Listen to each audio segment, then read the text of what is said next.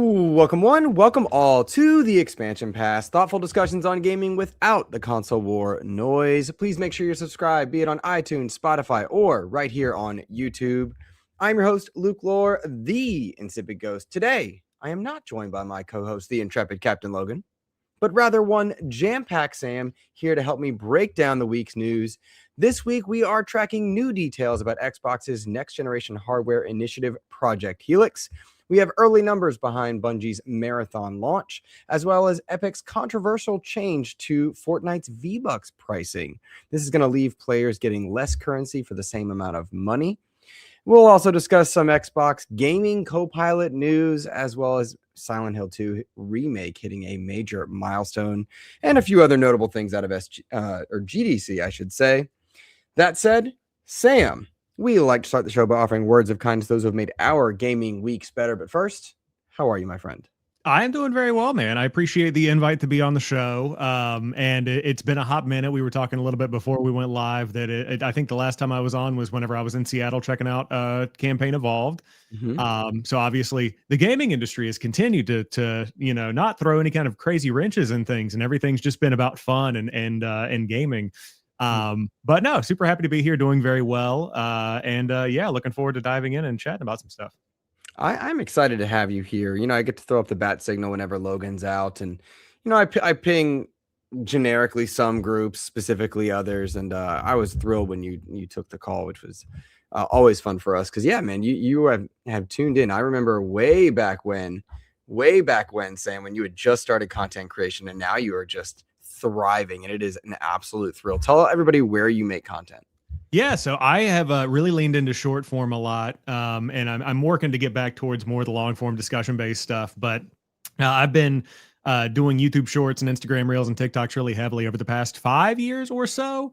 But I've been making stuff all the way back to whenever I was in middle school, really. And so it's been a pleasure covering the gaming news. And I think that one of the reasons I've always gravitated towards your community is that we all share the same kind of values of like discussing the news, talking about the good and taking the bad with it, but also really celebrating games. And so I've been covering the smallest, the biggest, everything in between, and just really enjoy making stuff every day and every week to celebrate gaming and talk about the latest and greatest. So it's always a good time. Absolutely, man. Oh man, it makes me happy to see you going where you're going. I've always said you're the best of us. I mean that sincerely every time I say it. So yeah, man. Well, I want to give a happy Pi Day to all who celebrate. We always give words of kindness. This week, I'm giving shout outs to everybody that teaches and works in the math elements of the world. March 14th is always a fun day. Whereas, Mario Day is March 10th and you get to celebrate these things. Pi Day is celebrated amongst the math community, and that is a dying art somehow in a world where math is the most essential. So please give shout outs and love to everybody that teaches math, works in STEM, all that jazz. They have made my gaming week better because I get to play games because of them. So they're my shout outs. Sam, do you have any shout outs you want to give to people that made your week better? I would just give a shout out to you, my friend. I mean, I woke up to the news of hey, Logan's out, and whenever Logan's not here, it's always a pleasure to be here. So it's just great to be able to jump in. No, but yeah, thank you for the invite. I think this is a highlight of my week, and yeah, just super happy to be here, man. There you go, man. Awesome. Well, let's get into our gaming news of the week. Quick shout out, please, to Nissa Hauer, the Nerd Chat, and Gentlestone already joining us in chat. We got a couple people across YouTube and Logan's Twitch channel. Thank you, guys. Please hit the like button. If you're arriving or watching on VOD, it always means the world.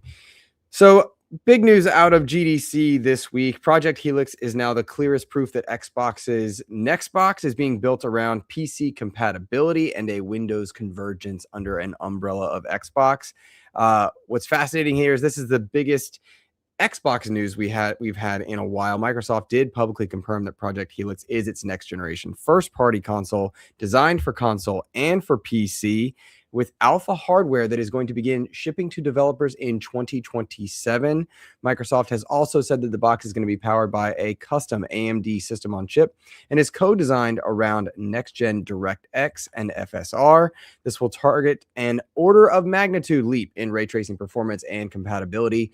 Microsoft has further tied Helix to a broader platform Xbox strategy, with Xbox mode being rolled out to Windows in a select number of markets starting in April April, and Xbox Play Anywhere growing past 1,500 titles. What is not confirmed at this point: price, release window for customers, SKU count, form factor, target power draw, storage setup, and whether or not this is a console-first interface with optional Windows flexibility or something more like a living room PC.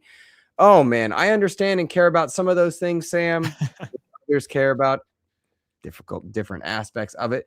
But I'm curious, when you see the news of Project Helix and Jason Ronald coming out and having a GDC talk, shedding light on these things, what are your first impressions?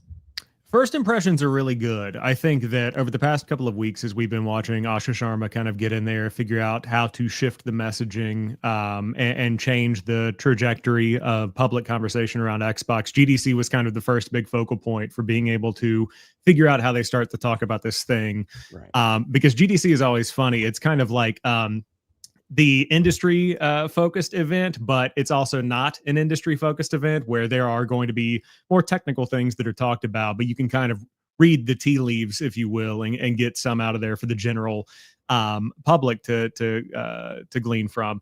And so hearing what they're saying, I think the first thing that stood out to me, and this is probably by design, is there was not a ton of conversation around AI. Like, I know we'll talk about the Copilot element here later on in the show that has been discussed with Xbox, but there was not a ton of Microsoft DNA kind of laden, especially in the Jason Ronald conversation that I saw was posted on day one on YouTube. I watched that 32-minute roughly presentation.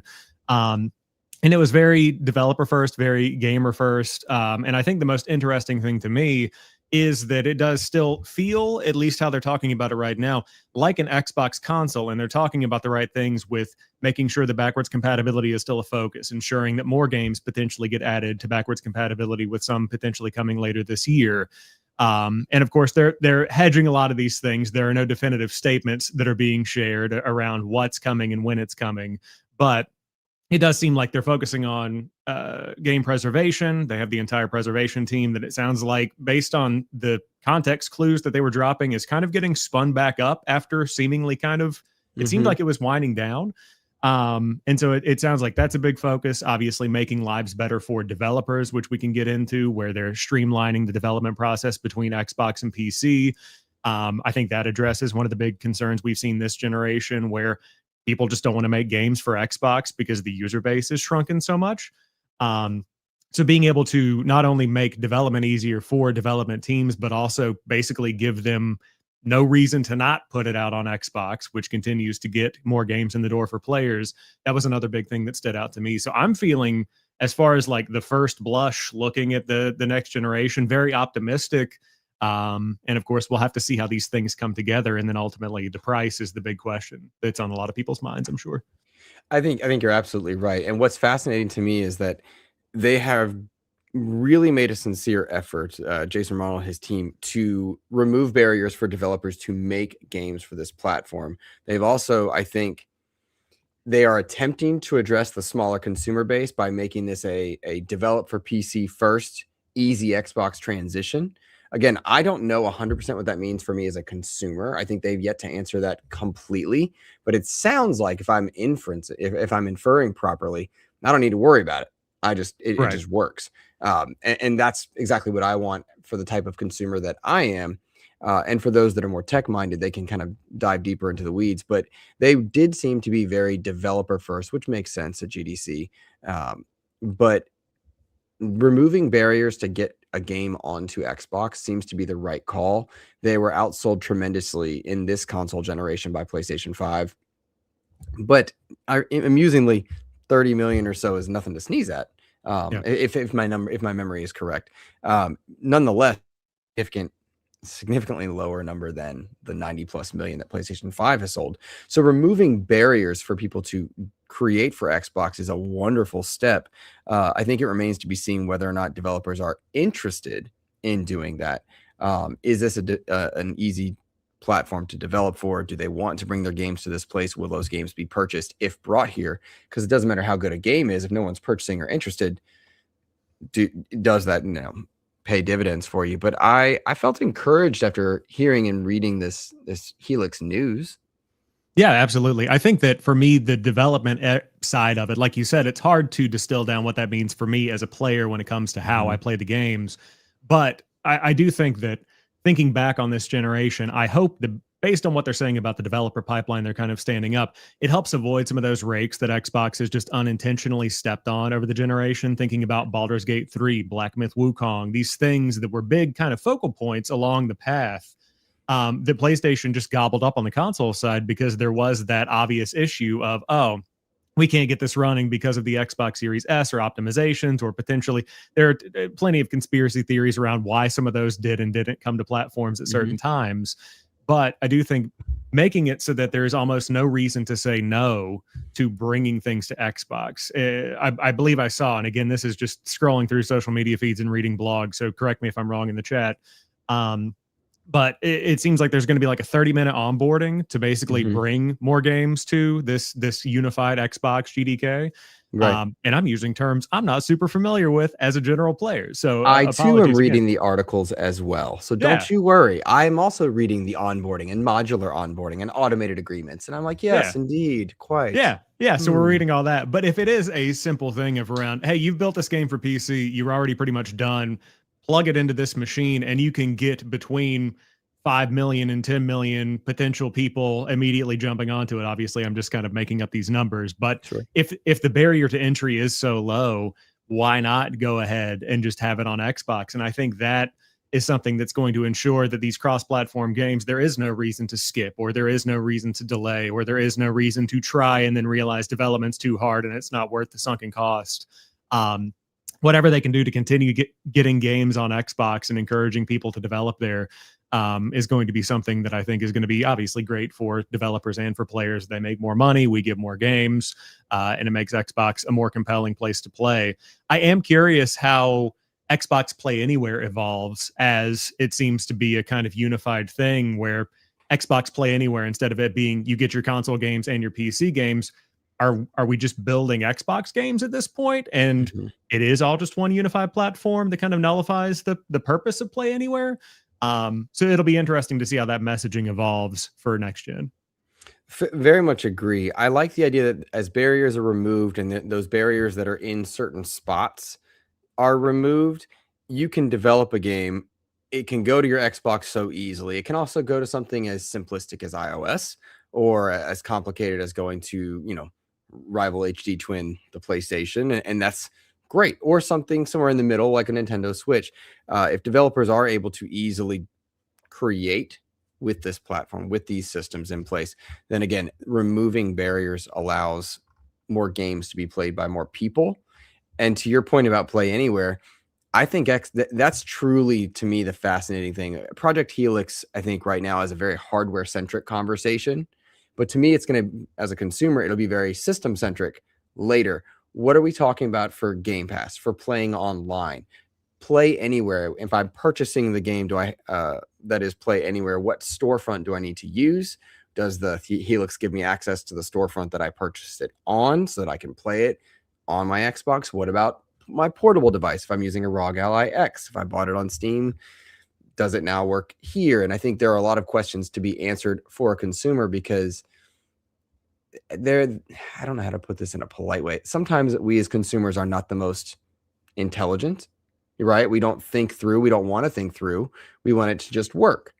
And it's a willful ignorance in many cases. Other times it's like, okay, you made a promise with X verbiage that I'm expecting that. And I'm curious to see how Xbox navigates that front, especially when they have developer units going out in early 2027, which I believe they're saying January. And we anticipate currently a 2027 holiday launch. To me, that feels like a very quick turnaround time. Maybe I'm wrong. I mean, I do think it's a quick turnaround time. I think when you look back at like prior generations, it is not out of the realm of reason. But I am curious how the entire industry kind of grapples with the rampocalypse that's going on right now, and all the shortages for storage and the different things that are pushing prices higher.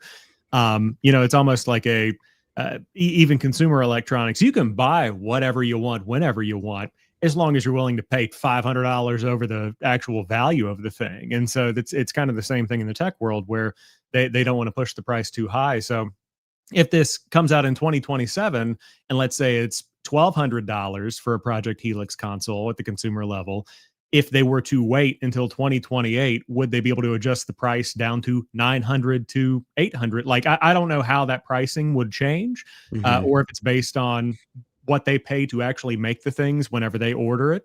And I'm sure that's something that Steam and Valve are dealing with right now, or just Valve, I should say. But with the Steam machine and trying to figure out how to get that thing out the door, they will ship by the end of 2026. Hopefully, according to the first version of that blog post. It's just there's a lot of, they want to, across the industry, show confidence in these release dates, but also there's a lot of hesitation because at the end of the day, nobody really knows when these things are going to make the most sense to come out, I think. Yeah, go ahead. No, you nailed it. And Valve has double and tripled down on their own releasing of the Steam machine, even releasing specs and like what target specs are. We have the Steam Deck verify what the equivalent will be for Steam machine, and they're trying to put out hardware that is in the VR space, Steam Frame, as well as a new controller that is supposed to be trend setting, which I'm all for, because when I use a Wolverine V3, I'm like, yes. And when I pick up an Elite 2, I'm like, no. And so continuously improving the player interface on the hardware side is also good.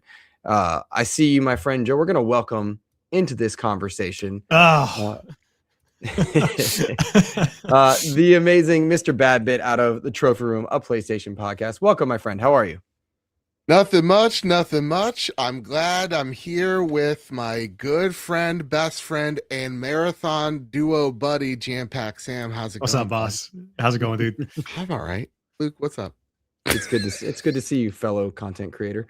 I'm excited to pick your brains about Marathon in just a bit. But Joe, just to catch you up briefly, we were talking about Project Helix, some of the things that we learned coming out of this week, some of the things that I still have a lot of questions for. Essentially, we are celebrating the fact that publicly, on the public facing side, it looks like Xbox is working to remove barriers in getting developers to create content for their platform, and getting developers to make games and bring them to the Xbox space with far fewer roadblocks and barriers. That to me is something to be celebrated. Sam seemed to echo the same. When you look at PlayStation, who's in theory pulling back their own first party side, do you anticipate hearing something similar out of PlayStation's Mark Cerny for the PlayStation 6, or do you think they don't need to worry about this? Yeah, no, this is something they don't need to worry about. I think for Xbox, I think this is just the path we knew they would be going, and now we're just getting the confirmation that they're going this path, right? I'm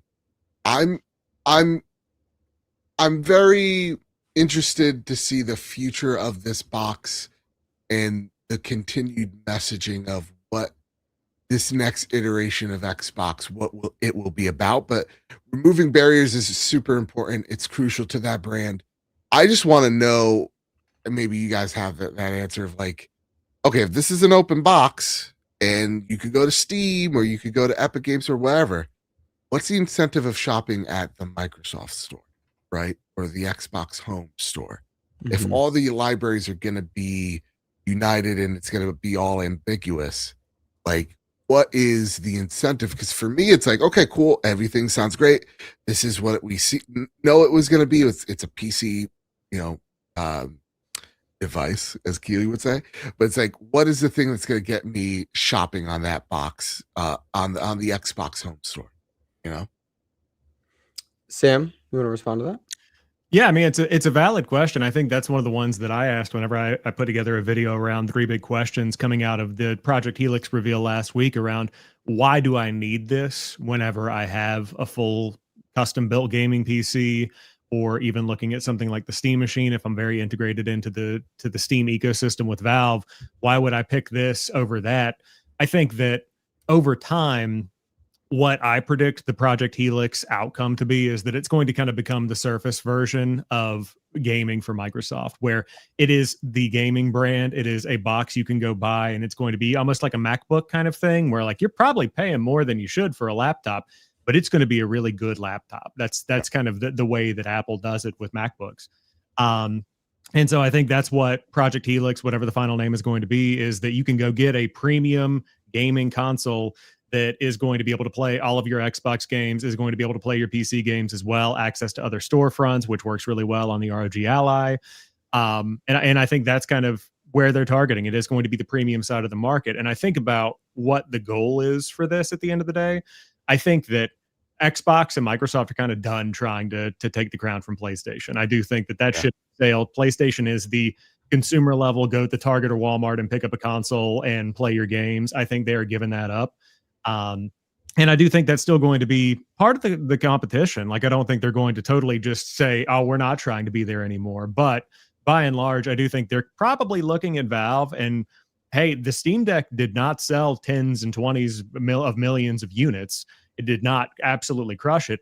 But the reputation that machine has for being a great way to play your Steam games really kind of makes it something that a lot of people consider whenever they're looking for something that's not a Nintendo Switch, but it's still a handheld gaming console. And so I think that with Project Helix, that might be how Microsoft and Xbox are thinking about it, where you can go get this thing. It's going to be a great way to play your games. It's going to run really well, be really smooth, have an optimized version of Windows 11, probably eventually Windows 12. That'll be an interesting conversation, how they navigate changing OSs in the middle of this console generation as it launches.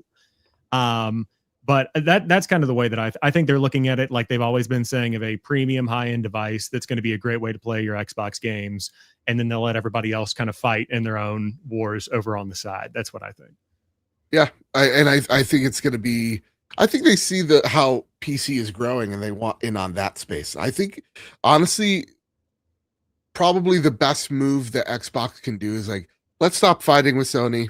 It's not worth it. Let's go after this market that Steam is kind of encroaching on, and also seeing the success out of things like, the Steam Deck, right, and other portables. It's like, how about we just go into this space? And this is untested waters, but we could find ourselves in a Nintendo situation where, hey, for the person that doesn't want to go out there and learn how to build a PC, here's an Xbox. It's a PC, but it is that for everyday consumers. And I think that is a better strategy for them going forward. And also having that unified platform as well, I think is just a good look for them. But yeah, I think is, oh, sorry, go ahead. No, you're good. No, I was going to say, I think too, like PC gaming is getting such a mainstream appeal that it didn't have 10 years ago. And so whenever you get somebody that might have a PlayStation, I mean, even thinking right now how long that previous generation was, they've got a PlayStation 4. They've kind of skipped this generation because it's had some big hits, but it hasn't felt quite as monumental as previous generations. And they say, okay, I want to get into PC gaming. And then they go on Reddit and they're like, oh, do I need a 9070 XT or a 5070 Ti, or do I want to go AMD or NVIDIA? I don't know what any of this means. What box should I buy? I think that you're going to have two pillars of, you can either get a Steam machine that's kind of underpowered, but it's probably a little bit cheaper, or if you have the cash to spend, here's a pre-built that's actually an Xbox, and it can play all the games you bought whenever you were in middle school and high school on the 360 because it's backwards compatible through emulation. Super cool. You can also play games on Steam. And by the way, it's an Xbox. Like, that's a big name recognition thing that they still have. And I just hope they call it Xbox. Don't give me just Xbox. It's just not Series. Shut up. No, just Xbox. Don't give me something simple. Okay. Don't give me Xbox 2. Give me Xbox. And I think they're kind of inching into that too, getting away from the full screen experience terminology that we saw in the ROG Ally, where they started off and they're like, hey, this boots the Xbox app in an FSE. And we're like, what? And now they're like, hey, actually, never mind. We're calling it Xbox mode now. Perfect. That's exactly what I want. Yeah. So just unify everything around the word Xbox, make the entire ecosystem not feel quite as compartmentalized as it is right now, and make it easy for people to understand, going back to what you were saying, Luke, around making the entire experience simple. That's going to be the key of usability, booting up games across different storefronts, making sure they run well without me having to get in there and tweak all of the performance and different things that I don't want to tweak on the PC side. Just make it as simple as possible to emulate that console experience, and you probably got something that's going to be really good. Yeah. And I think that's exactly what Asha is. Sorry, Luke. Yeah, it's your show. I think we're about to say the same, my friend. I think that's what Asha Sharma's value might be. If you're bringing someone in who has come from very much outside of gaming, and we've talked a lot about that. A lot of content creators talked a lot about it. She does not come from gaming. So, I think the content creation space, a lot of people are wounded in that respect. But what she does come from is a track record of easing the barrier between product and consumer and making it more accessible. And it might be something as simple as naming conventions that are holding back, because when we look at Jason Ronald, who spoke at GDC, and we look at the hardware he's influenced, the Series S and X are genuinely great consoles. The Xbox One S and One X, great consoles. The hardware in there, fantastic. And then you look at the stuff that kind of those devices worked with. FPS boost, HD, auto HDR, quick resume. Those are fantastic things that honestly better than what PlayStation is doing or was doing at the time. And yet barriers stopped people from investigating. And if it's as simple as a name change, or a name change is among the many simple things that need to be done for more people to access it, that might be what Asha Sharma's influence is defined upon. Whether or not it's her or her team does not matter. That's the era at which people will look at. And I wonder if that's what will happen there. And Joe, is that something similar to what you were about to say? Yeah, no, 100%. I think this is the reason why Asha's brought on. It's not to bring your exclusives back. It's to unify the brand that is Xbox between all these things and make it one unified storefront. And I also think too that like the conversation around I've tried to lean out of the drama conversations in the community, because like that's not the kind of content that I want to make in my channels. Same. But like this whole conversation around having to have a leader that's always been a gamer, or that like you run into on Fallout 76, like that's all great and everybody's got their hobbies and stuff. But let's not romanticize what this Xbox generation and the previous generation have been. It was a lot of damage control. They were figuring stuff out along the way. I think that it's just because you're not a gamer doesn't mean you're a great leader. And also just because you're a gamer also doesn't mean that you are going to absolutely crush it every day of the week. Like there needs to be some familiarity with the subject matter that you're working with, and obviously getting in there, doing your homework, understanding the value of games, which I assume that's probably what Matt Booty's main role would be. But what we've been saying here, there is a business element to it, and being able to come in there and get somebody that's familiar with breaking down that barrier between a product and the consumer, and making everything just feel the right way and calling the shots on what that user experience should be, that can go a long way. So the whole not a gamer thing has not bothered me at all. And I think if you look at the peers across the gaming industry, a lot of similar situations across PlayStation and Nintendo as well. So their businesses at the end of the day, and these are all business people, and they'll speak our language when they have to, but they also are just operating in a kind of different playing field than we're talking about. You could wear a Crash Bandicoot shirt and never have touched it. I don't care. It's like, are you going to give me the product that I want? It's like, it's really that simple at the end of the day. And once you don't, I move somewhere else. And so that's their job to do. It's not their job to answer me on Twitter or Sky, whatever. It's their job to make sure that the games are coming out, and when they're coming out, they play well, they're finished, they're polished products. That's what their jobs are. It's a lot of pipeline and like Asana sheets. Like it's not like yeah, I could care less if Asha has ever held a controller. I'm more worried about the AI aspects of other than that. I don't care.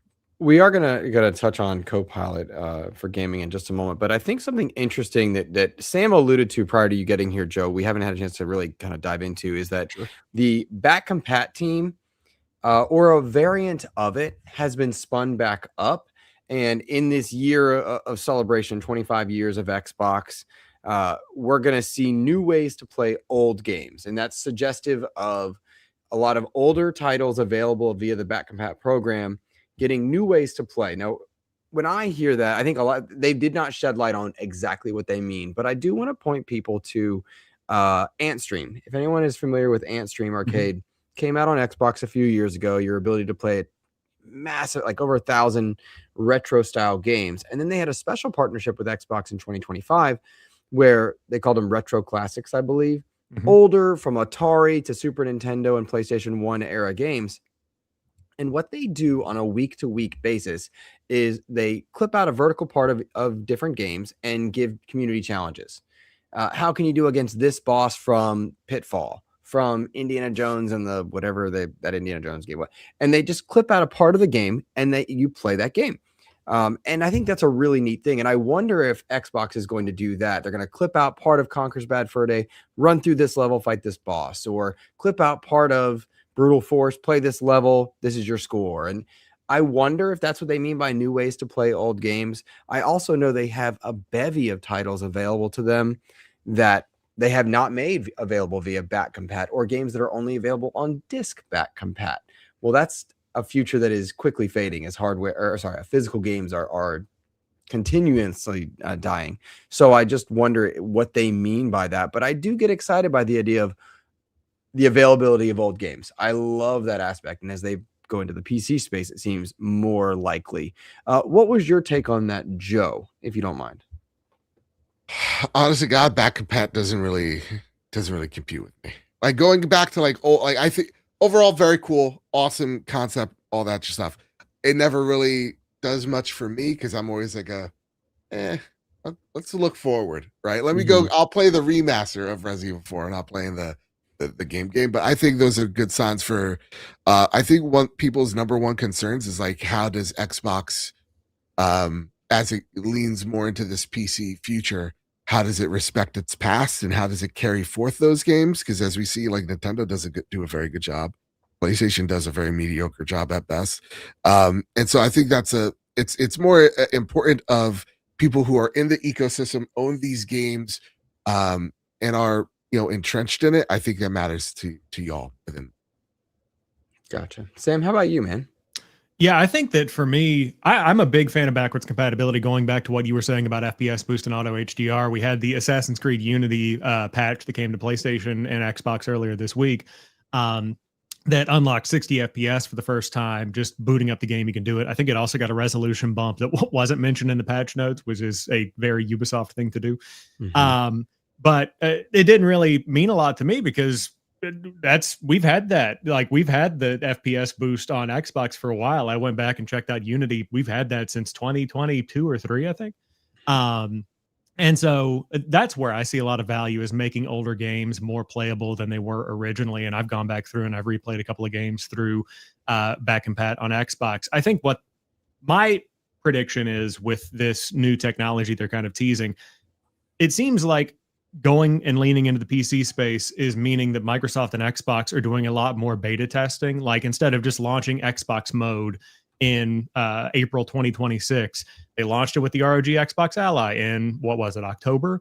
And they did 5-6 months of testing before kind of bringing it to the public. And so I expect this to be more of like, here's our next step towards backwards compatibility, PC emulation. And you can then take your digital keys that you own through the Xbox app and play these older original Xbox and 360 games that you have licenses for on your account through native emulation that boots into a full screen experience. And it kind of becomes a new way to play those. Notably on that slide, whenever Jason Ronald was talking about this, Halo 5 Guardians was there, which has historically been trapped on console. It's never been on PC. So being able to, that would be the first time that anybody would be able to play the entire Halo series through Master Chief Collection all the way up to Infinite and include Halo 5 Guardians without needing any kind of Xbox hardware, which again makes you question, like, so are we doing the console thing or not? Like, do I need to buy one or no?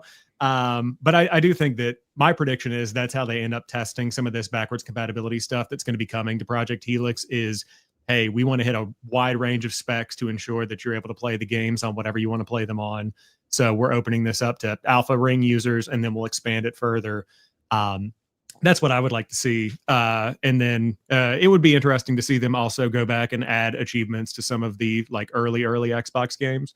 That would be cool. So maybe some engagement things like you were kind of talking about with Antstream Arcade, where it's a new way to experience stuff, but something that gives you a reason to go back. For somebody like Joe that's might have some nostalgia for something, here's a vertical slice that's going to take you 30 minutes, get a little hit of nostalgia, and then you can go on your way and keep doing your thing.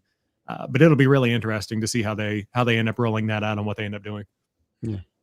Yeah, definitely something to keep our eye on. I think we got a lot of questions answered, but many of those answers raised more questions.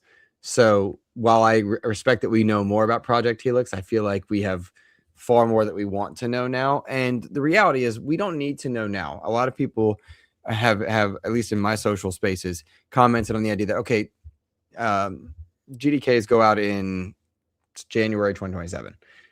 We're expecting 2027's holiday to be the release of this thing. Do we really need it that soon if the Rampapocalypse is taking place, if hardware is as expensive as it is, there's a lot of like, do you need it anytime soon? For my money at the moment, no, unless they've given me a true reason, a true difference maker, that I need this device, like a real reason. Because pretty happy right now with my hardware. Always like new toys, but like, do I need to spend $1,500 for this? No. You know what I mean? No. So that's the question is how are you going to sell this to people? What games are you going to have? Because that is I can argue all day about exclusives. I don't think that conversation goes very far anymore, but you need games to sell gaming hardware. Yeah. That part is not complicated.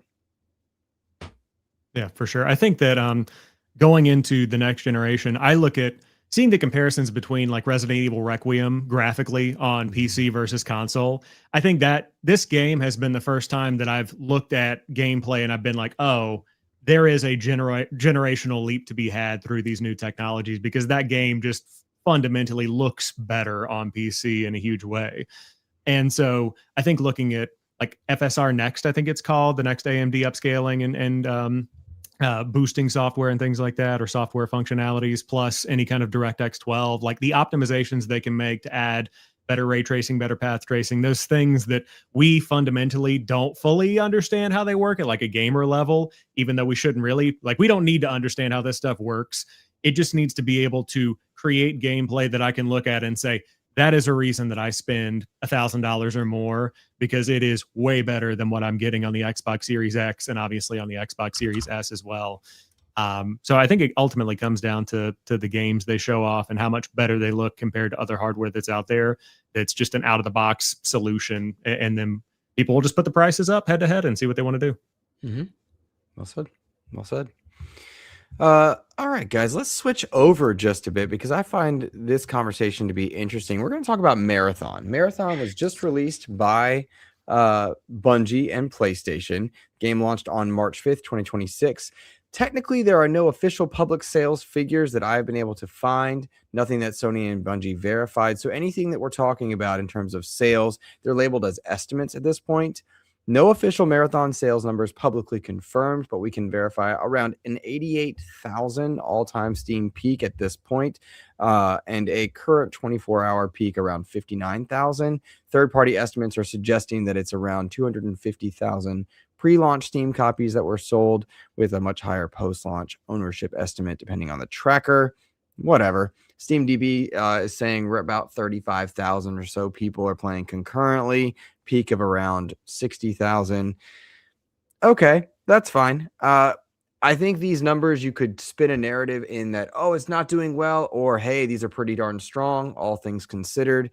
And I think that's kind of the interesting part, is like you could really go either way as whether or not this paints a picture, but so it goes, right? Like, I don't think that's really the debate that's going to be had here. This strikes to me as a more niche product than something like a Destiny, and a less approachable product than something like an Arc Raider. So maybe those in-between numbers are just fine. What do you guys think? You all have played a great deal. And Freight Conductor, Pilokun, I see you guys in chat, not ignoring you guys. And chat, please hit that like button. We have over 40 people watching across multiple platforms. We'd love for you guys to hit that like button and engage with us.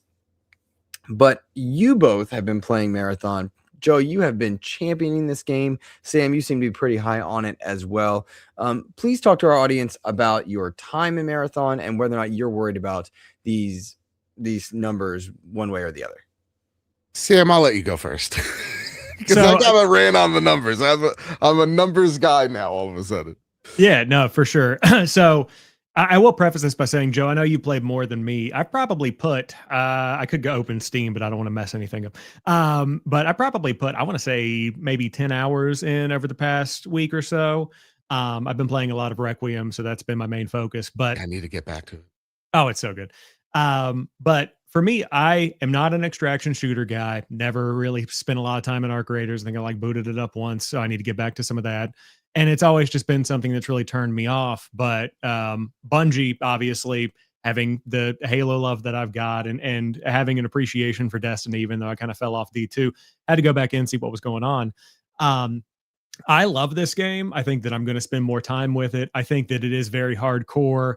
It forces you to play more slowly than I think anybody jumping over from the Destinies of the world and the Halos of the world. Obviously, those are very fundamentally different games. So it forces you into a different kind of play style that I think might be uncomfortable for people that are just seeing the trailers that are like from the creators of Halo and Destiny, which I hate when people do that. And I understand why they do it. And there's not really a marketing way to get around it, because if you made something super cool, you don't want people to not know that you're the people that made that. But it's just a very, very different product. That being said, I am enjoying it. I want to spend more time with it. And I'm curious to hear Joe's thoughts on the numbers, and then I can kind of share my thoughts on that, because it's a question of who is calling the shots and who is designating a win versus a loss. Right. But Joe, go ahead, dig in. I want to hear your thoughts. That's that's really it, because this game is not welcoming. Like, I know, Luke, you poured like an hour into it and you're like, I'm gonna drop, because That like, was during the server slam. But Yeah. yes. yeah, because it takes a good. It's kind of like a JRPG where it's like it takes a few hours until you start really cracking the nut at it, and you find the fun at its core, right? Like, this game, it took me about 5 hours. I was like, okay. I remember the first few hours. I'm like, all right, this UI sucks. I'm getting lost in the systems here. I don't know what anything really is. And then at hour 5 mark, the game opened up, and I kind of stopped asking the questions and just started just going with the flow of it. And it's shaping up to be something that I have no urge to play Arc Raiders after this. Literally none. Can I This add is- context to that, please? Yeah. For anyone that doesn't know, Joe, would you talk about how much Arc Raiders you've played? I've put 341 hours in Arc Raiders. A lot of Arc Raiders, right? Okay. I think that matters in this conversation. Truly. And so, yeah, because this could be like new car smell. But even after 30 hours of playing this game, I'm like, okay, Bungie very much took their engine of what made Halo and Destiny and said, okay, how can we make a Tarkov out of this? And essentially, you have Halo gunplay. It's a bit more weighty, but Halo gunplay, DMR, BMR, same exact thing. The plasma pistol in this game is literally the plasma pistol and the needler combined, mixed with the Destiny level design and boss fights that you know from Destiny of old. So it adds that PvE element of Destiny with the PvP element of Halo, and mixed with this class system that is, some people say Apex. I kind of prefer it being more of like Rainbow Six, where I feel like there's more utility uses to these classes than anything. And you get just such a spectacular game. Like, the one thing that Bungie didn't do is lock weapons behind bosses, at least from what we've seen yet, right? So every gun shoots the same. Every gun, from what I'm aware of thus far, does the same amount of damage. It's kind of like it works actually. Yeah, I can see now the Apex similarities. It works like Apex, where like all your guns do the same damage. You're picking up components to make the guns feel and shoot better, or zoom in at larger ranges. And then how it helps with, because I've seen a lot of people go, the time to kill is too quick. It works in this way of your shields are the most important thing that you're finding. So the more shields that you get, the longer it takes for you to, get shot and to recover and whatever. And so the more shields you have, or the better shields you have, the better outcome you're going to get when you're extracting out of Marathon. So the loop is really simple. It's a roguelite at the end of the day. Each map gives you better armor. Each map you're working towards getting better loot to get to the next level, next level, to then solve this puzzle to get you into the Cairo archive, which is the big raid. And if you die, you just go back a level. Or if you succeed, you go forward a level. You farm your kits and all that jazz. The gameplay is super compelling, man. It's like it's Bungie at their peak powers, right? In terms of gunplay, because as someone who loves Destiny gunplay, I miss and yearn for the Halo days. This game's giving me Halo, and the thing that I can't stand, and I won't apologize for, is people looking at the numbers, because concurrent player counts don't really mean anything. They're a super zoomed in picture of what could be, the sales of this game or could not be. Like, for example, there's over 150 million copies of Grand Theft Auto 5 in the wild, right? It's at a concurrent of 117,000. Is that a good number? Compared to the people that actually bought it?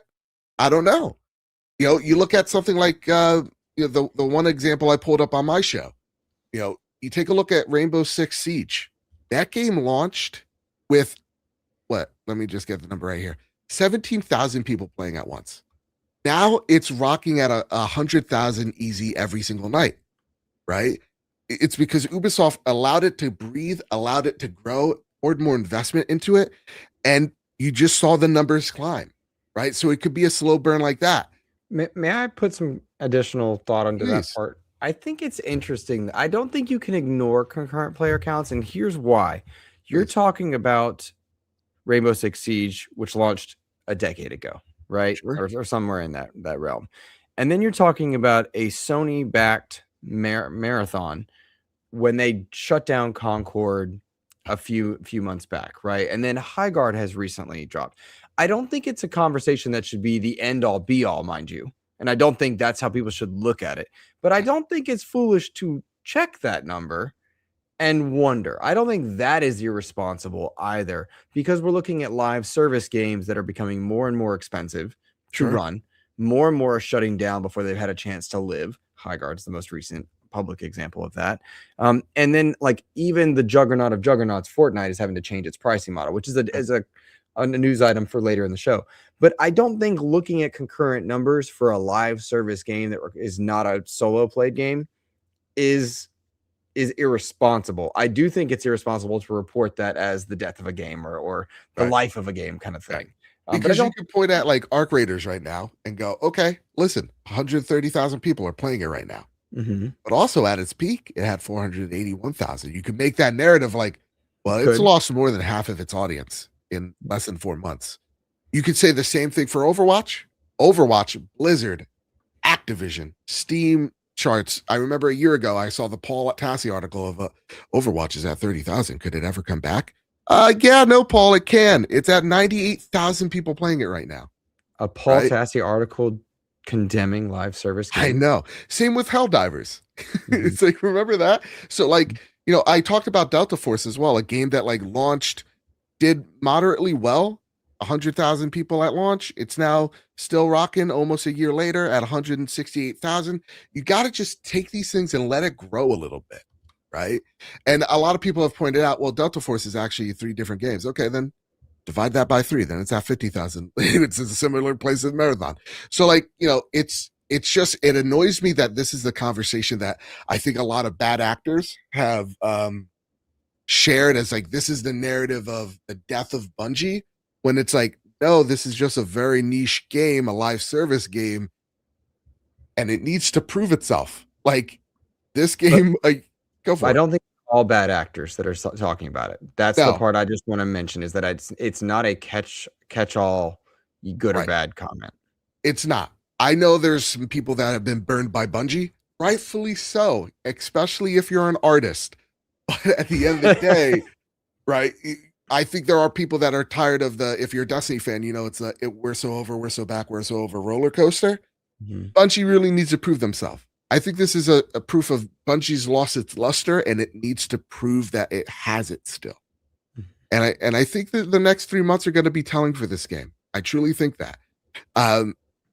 But man, the thing that sucks is like we're talking about concurrent player counts, and we're not talking about how much of a freaking awesome game this is. Like this game took me away from not just like Arc Raiders that I love, but also like Resident Evil, which I also super love. And now I'm just thinking about, okay, let me get a crew together. We need to go play this. We need to jump into, this. And so that's the thing that aggravates me, is like, there's actually a really great foundation here. Bungie has learned a lot of lessons.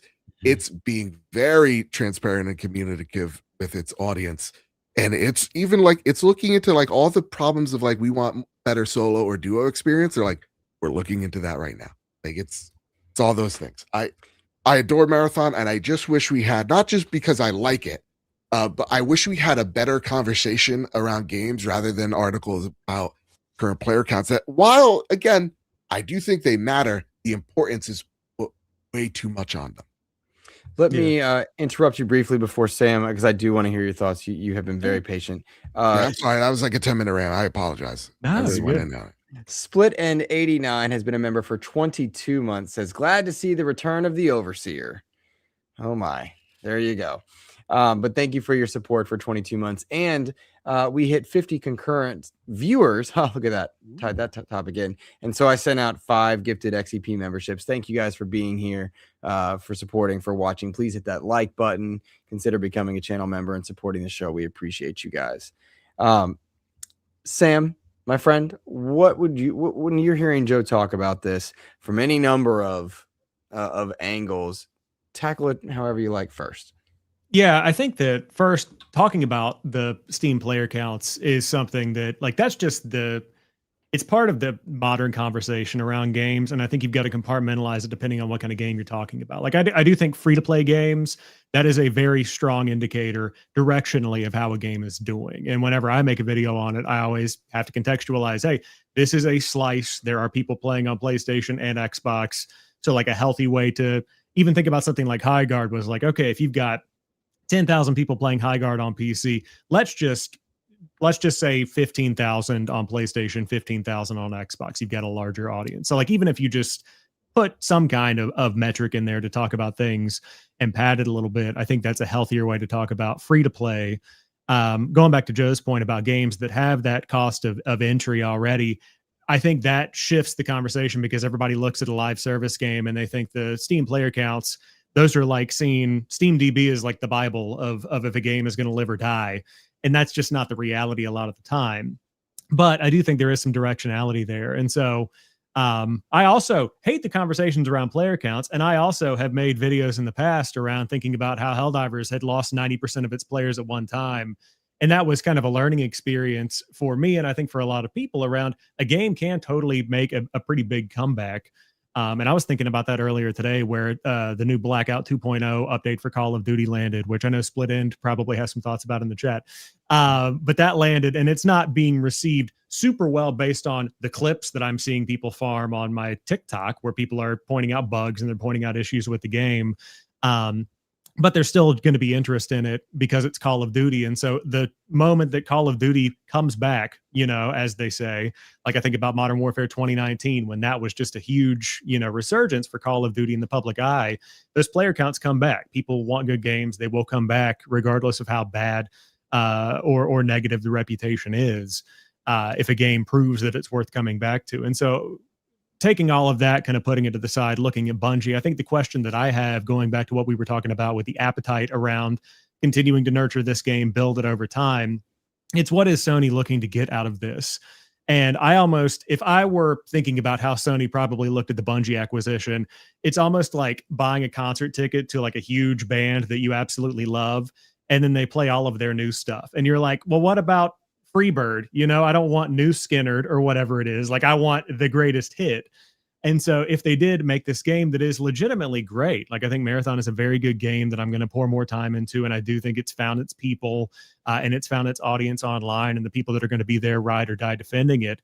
Is that what PlayStation paid for whenever they bought Bungie? Was that a conversation they had around, hey, just so you know, we're going to keep making D2 stuff. We've got this cool Star Wars thing on the way, but we're also doing this thing and that's going to suck up resources. And if they said, yeah, we're cool with that, you do what you're going to do, that's cool because now they're doing what they said they were going to do. But if they said, hey, we're going to make Marathon, we're figuring it out, it might be an arena shooter, we don't know, but people would love that.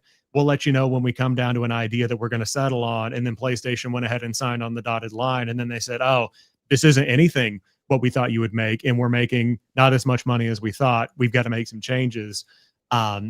That's kind of how I'm thinking about the conversation. Not to say that Marathon is a failure. It's just depending on what PlayStation expected out of it. That's going to kind of defend, or that's what the future of Bungie is going to depend on.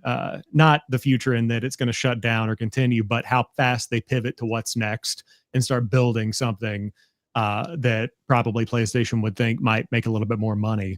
And there are conversations to be had there around rushing out another more broad spectrum product versus nurturing something that clearly has a hardcore niche audience that deserves to grow. So that's kind of how I think about the current conversation around marathon player counts.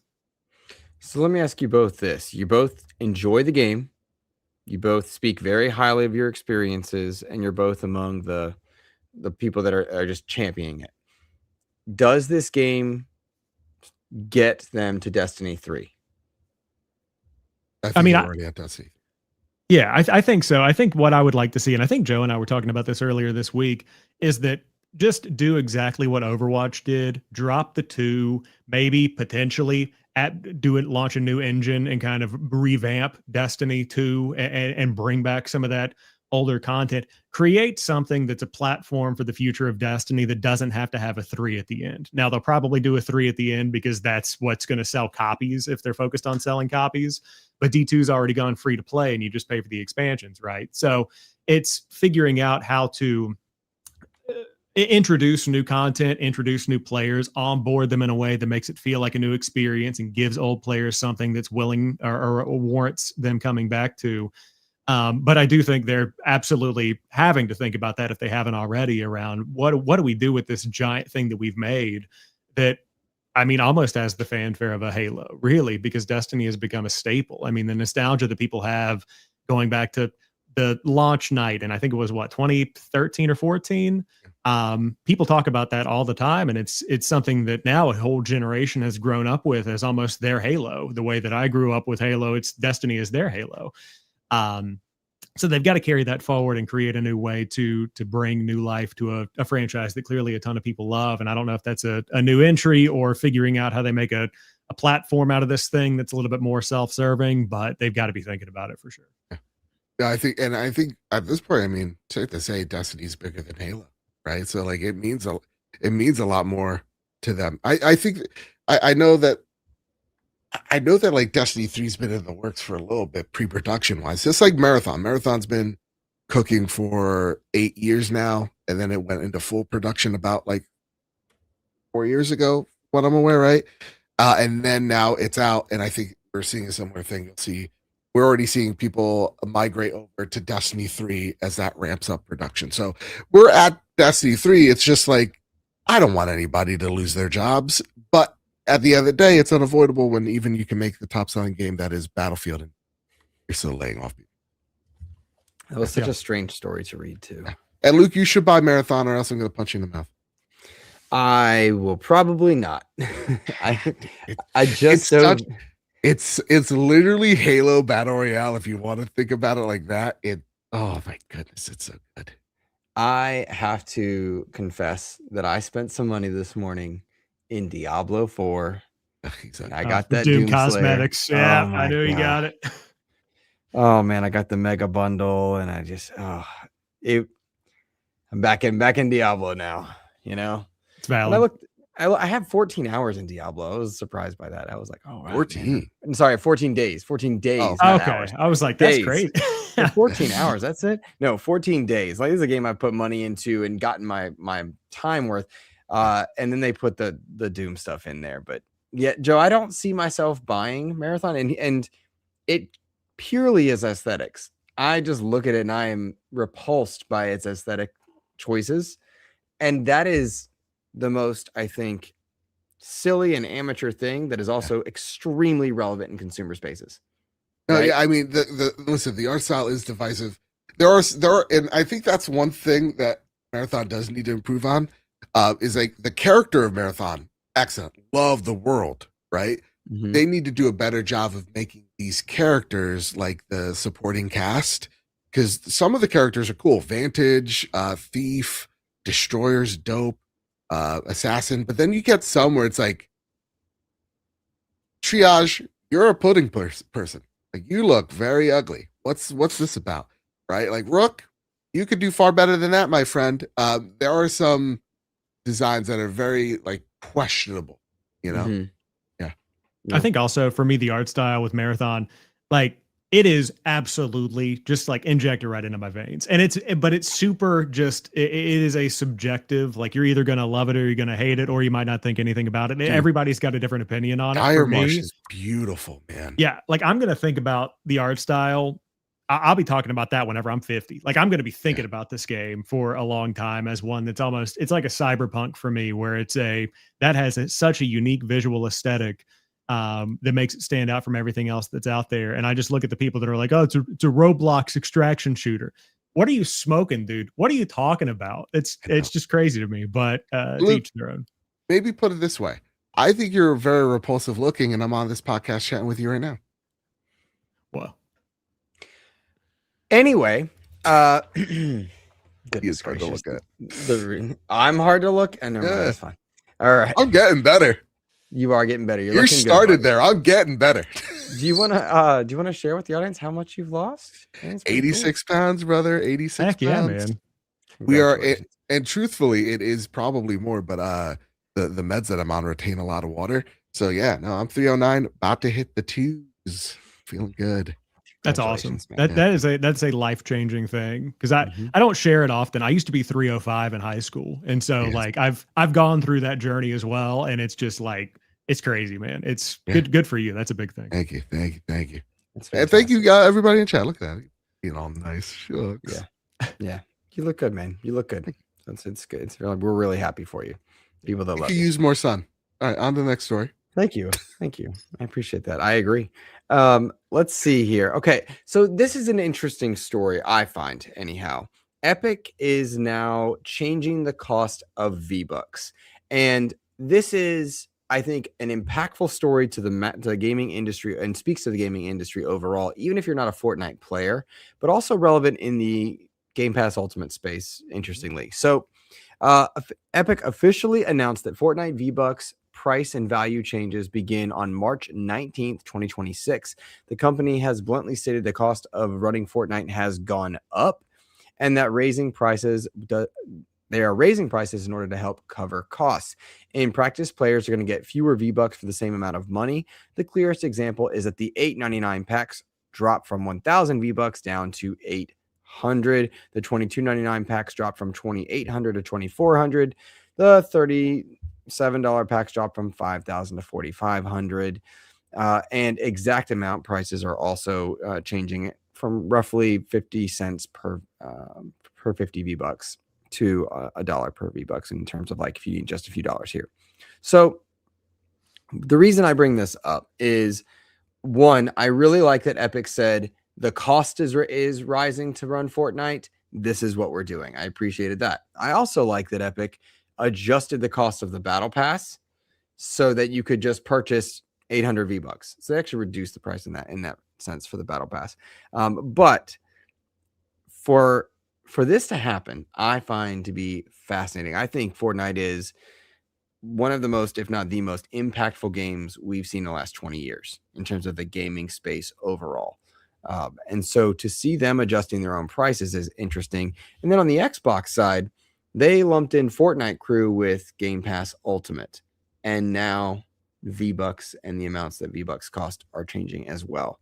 Sam, I wonder if you wouldn't be first to comment on this, please. Yeah, sure. I mean, I think that for me, I'm kind of aligned with you where it felt blunt. I forget what the exact quote was from the reps at Epic, but they were basically like, "Hey, we need more bread, dude. Like, we gotta make the bag." So I think that is something where I appreciate the transparency and just the lack of corporate due to extenuating circumstances in the global world. You know, it's just there's always fluff in some of these statements. They're just being like, "Hey, man, it's getting expensive. We need more money." That's fair. I think for me, it's just a sign of the times. I do wish that there was a way to, and I guess this goes back to the Game Pass conversation, but like, I don't want the Fortnite Crew stuff. So now it's like, even though I don't care about it, I'm still getting less bang for my buck through Game Pass Ultimate. And for the people that do care about that, that's going to be something that kind of potentially impacts the way they think about these things. I do think that, and this is something you've got to keep in check over time, but $1 here and $1 there adds up. So fundamentally, at a huge high level, this isn't something that's like a disgusting, we're raising games to $100. So it's not as big of a deal as something that's going to be larger than what this is. But it always sucks when you got to pay more money for something that was cheaper before. You got more bang for your buck previously. So, but the people that are grinding Fortnite day in and day out, it's going to be something they probably are not going to want to deal with. But again, everything's getting more expensive, and there are no brakes on the train. So, Joe, what about you, man? When you saw something like this? Yeah, I think it also speaks to, I saw this report comes from Yuzu, so take it as you will, but Fortnite down 29%, right? So it comes into that PlayStation conversation of, hey, we're not finding more people, we're actually losing some. So we got to find the money where we can. We got to make money on the player base that we have because it looks like it's not growing.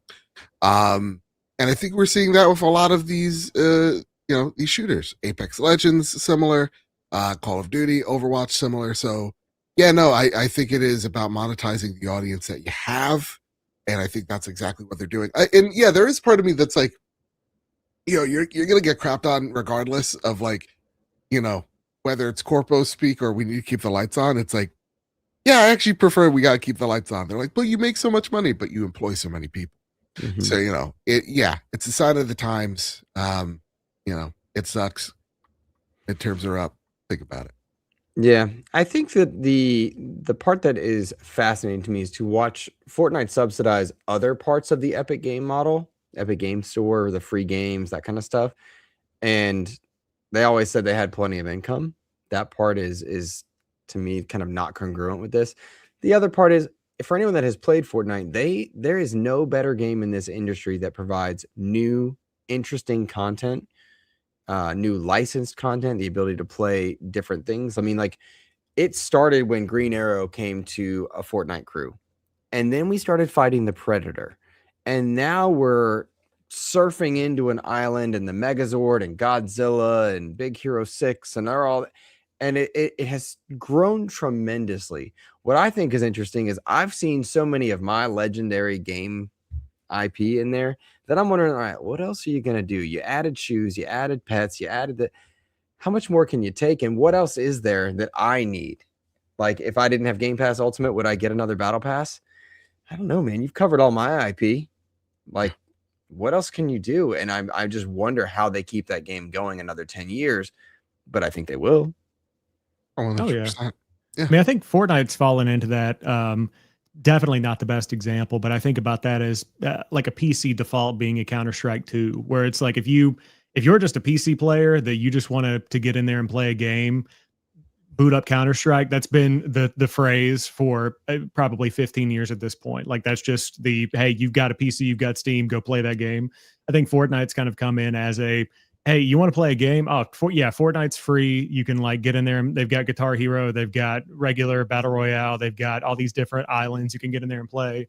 And again, like you were saying with the skins, like the fact that I can have a squad of Groot, Master Chief, Samuel L. Jackson in Pulp Fiction, and Sabrina Carpenter. Like, what are we doing? Like, that's just insane.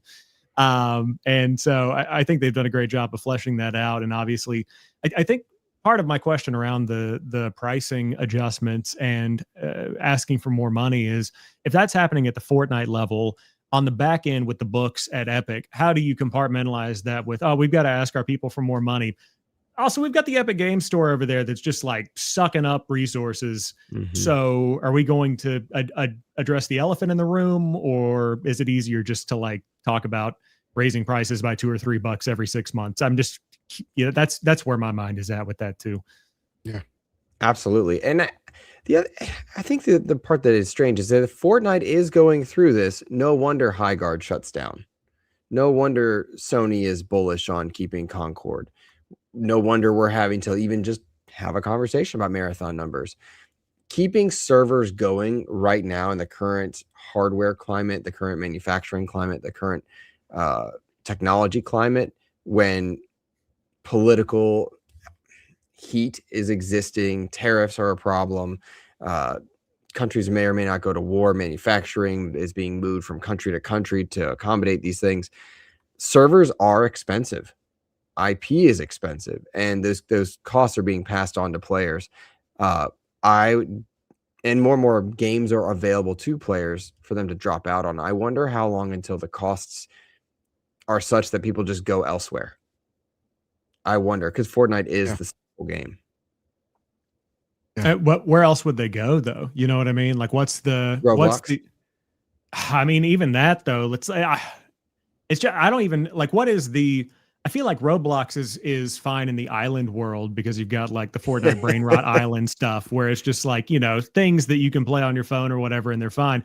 But if you're looking for like hey, free to play battle royale, like there isn't a direct competitor to Fortnite that I feel would be a good transition. Like I think about my fiance's sister where she plays Fortnite on a Switch, right?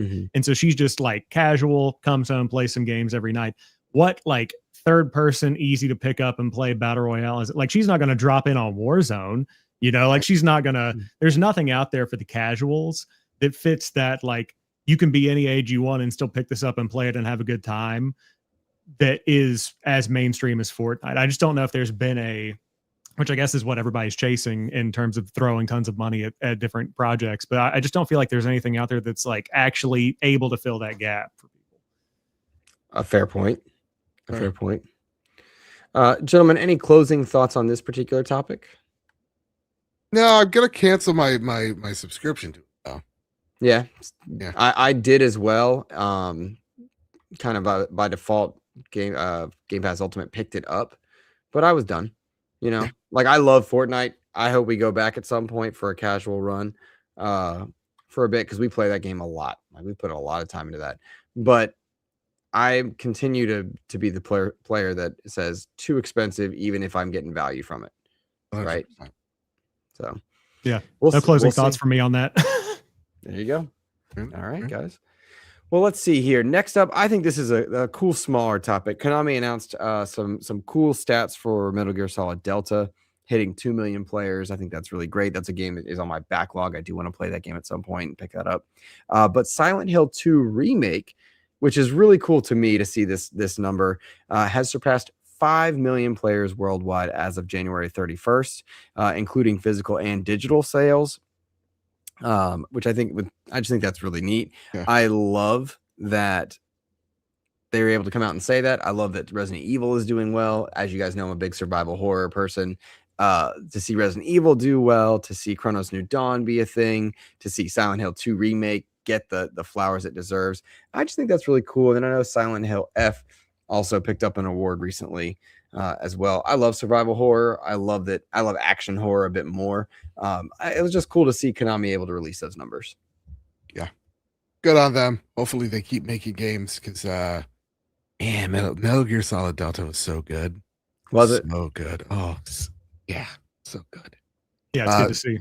Yeah. And I know they got the Octopus game next month. So the Octopus game? Yeah. I'm unfamiliar. Like Henry's Paradox or something like that. I have no idea what you're referring to. Yeah. Yeah, it was on the State of Play. I think I even got an email for it. Well, good for them. Yeah, no, it's good to see. I think that we're in kind of a renaissance of horror games right now. That I think you put a post out, Luke, on the Xbox Expansion Pass YouTube page a couple of days ago, talking about how horror games are doing really well. And you know that's all thanks to the Callisto Protocol, just starting everything off a couple of years back and really just reigniting that love. And it definitely had nothing to do with Dead Space Remake or just a residual love for this franchise and this series or this genre over the years. It's all Callisto Protocol. So good on that game for starting everything. It has been nice to see.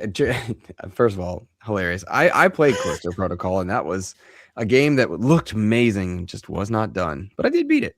But yeah, like survival horror, action horrors come back because of Resident Evil remakes.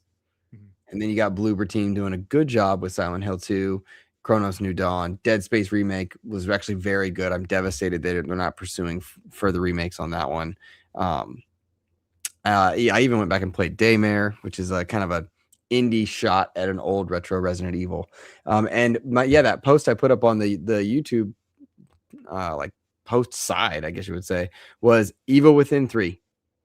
What a great how cool would it be to see Evil Within make a return? I just would love to see that IP not lay dormant in a world where Xbox has a number of games and an IP it could access. Yeah, I don't think so.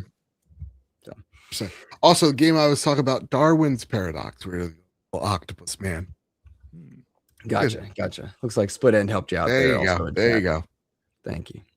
Oh, I did see this. I know what you're talking about. Yep, I remember this game. He's a cute little guy. Yeah, little octopus man. When's it come out? April 2nd. Gotcha. Okay, so not next to Crimson Desert, which is I think next week.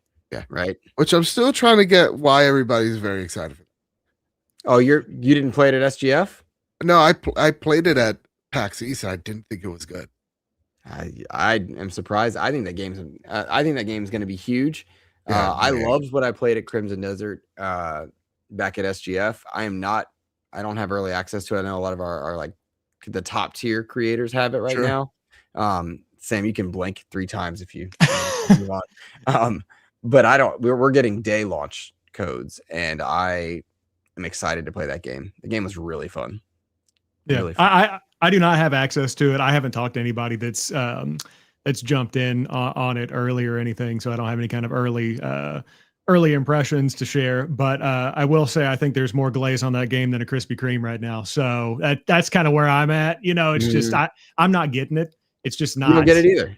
I don't get the it just feels I don't know how to describe it. It's like where Breath of the Wild has character, Crimson Dawn feels like it doesn't. And I don't mean that in an offensive way. I'm just trying to figure out what makes this game unique beyond like, oh, you can go to that mountain over there and do whatever you want in between there and here. And then there are giant floating rocks. And then there's this dragon thing you can grapple onto in the sky. And I'm just kind of like, what am I doing? What is this? And why would I want to spend time doing it? That's kind of where I'm at. And I want those answers because I want to love it and I'll probably give it a shot at some point. But right now it's just nothing about it is like grabbing me. And then the trepidations around console performance and how that runs. I'm very curious about how that all pans out because there's some bold claims around, hey, we're not hiding nothing, but we're not showing too much gameplay either. And I'm like, okay, cool. Well, that's nice. Thank you for that. Really reassuring. Yeah. My suspicion is that this is one of those games that's too big to show, right? This may not be a great comparison, so forgive me, but like think about Starfield. How do you tell someone what Starfield is? How do you explain that? And maybe that's what it is. I think the game is going to be big. I think it's going to score in the high 8s. No inside info on that, just to be clear. I think it scores in the high 8s because of exactly what you're saying. Some people don't know what it is and don't know how to play what it is or do what's intended, but those that find their enjoyment have a good old time. I don't think it flops. I do think this game's got money behind it that comes from nebulous places, and there's a lot of it. And so I think you're going to hear some really strange development stories down the line about crunch and such. But I do think this game's big and far bigger than people realize. It's probably like a 100-hour experience. It might have a cyberpunk thing where it launches really well in some places and terribly in others. Sure. And that is the story of it making its comeback. But I think eyes should be on Crimson Desert. And I'm interested to play it. I'm going to be one of those. I'm going to see some reviews. I'm going to see some streams of it in terms of gameplay wise, because that they put me in a boss fight way back when, and it was like I was sucking so bad that like, just think of it like a fighting game. And I'm like, oh, okay. Can I stop playing? I'm like, I'm not a fighter guy. So I want to know if they've changed up some of those things. Cause like, man, I don't think this game lands at a high 80. I really don't. I think people's expectations for this game are way too high. And I think the scope of this game is way too broad. And I don't think I think this game's gonna sell well. You get a sequel, all that jazz. But like, I think we're gonna see an Assassin's Creed 2 level sequel that will very good. Okay, fair enough. I also want to correct myself in the chat. I accidentally said Crimson Dawn, which I'm pretty sure is like a faction from another game that's like a subliminal thought in the back of my mind. So I meant Crimson Desert, my bad. Sorry about that. But yeah, I'm kind of aligned on that where I'm putting this one. I think it's going to be a Dragon's Dogma 2 of it's going to come and go. And the people that love it really love it. And the people that don't are going to just forget it exists in 3 weeks. Yep. Yeah. Crimson Dawn, that's Star Wars, right? Yeah. Okay. Here's the thing. I was like, what's the one in Starfield? Something. That is, yeah. So that's where I thought it was Starfield, but everybody's saying Outlaws in the chat. And I was like, yes, I do think I remember that. Yeah. So it was sitting back there. That's what I'm gonna do in the nursing home whenever I'm like 85 is just rattle off a whole bunch of factions from games I played in the mid 2000s. Yeah. They were selling spice. All right, oh man, get back to that. It was delicious. Wait, what? Let's see here. I do just worth mentioning, I think, because we've talked about it a lot on this show. Valve has clarified that nothing has changed as far as the Steam Machine release for this year. They also came out with some specs. Sure. Again, I'm still excited for this thing. Maybe pricing is going to matter a lot. I think it's just a form factor for under my TV, so I can play a library that I can't play currently under my TV without a muss and a fuss. But price is going to be everything for this. And man, if you guys remember, there was a Steam Deck. When the Steam Deck launched, there were also component price hikes, and they kind of got hit with a bad launch environment. I feel for Valve on this one, not in like I feel for the major corporation kind of way. No, yeah. I mean the people that made this hardware and were excited to launch it. We'll see what happens with them, but I do think the Steam Machine could be a really cool, now very, very niche product for this year. We'll just see what happens with that one, man. But I do want some info on it soon. The more that lingers, the more I'm less interested. That's the problem with it, right? Yeah. And I'm now like no regrets on this PC. Like this was the way to go. Yeah, well, I think that's the difference between you and somebody who might be considering is like you just bought a PC. That is not a device for you, right? This is a device for those that are wanting something new in the console space or access a library that may not be available from their PlayStation or Xbox, and they have not got a gaming rig and they want a form factor that is reliable and that will play games for the next 4 or 5 years. That's all it comes down to, and that is exactly what a console is, and that's what they're trying to put it out for, just accessing a different library, but not the time to be putting out hardware. No, I think the longer it sits out there and floats, the more that I feel like, and whether this is true or not is probably debatable, but when you announce something, that's your benchmark for how new this hardware is. And so the longer you get out from that, and the more we talk about Project Helix, the more new tech comes out. People talk about like the future of whatever. And there's going to be some compatibility, I'm sure, with like what the Steam Deck is, or Steam Machine, excuse me, is going to be able to do.